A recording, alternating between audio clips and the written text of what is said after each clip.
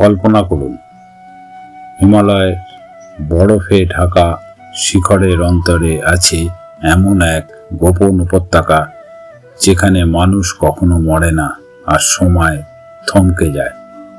শতাব্দীর পর শতাব্দী ধরে এই উপত্যকার গল্প শোনা যায়। কেউ একে বলে সম্ভালা, কেউ আবার মনে করে নিছক কল্পনা। বলা হয় সেখানে প্রকৃতি অক্ষত, মানুষ অমর, আর রয়েছে অজানা শক্তির আধার। তবে এখনো পর্যন্ত কোনো প্রমাণ মেলেনি। কেউ বিশ্বাস করে এটা লুকোনো স্বর্গ, আবার কেউ ভাবে কেবলই লোককথা। হয়তো এটা শুধু এক মিথ, আবার হয়তো সত্যি।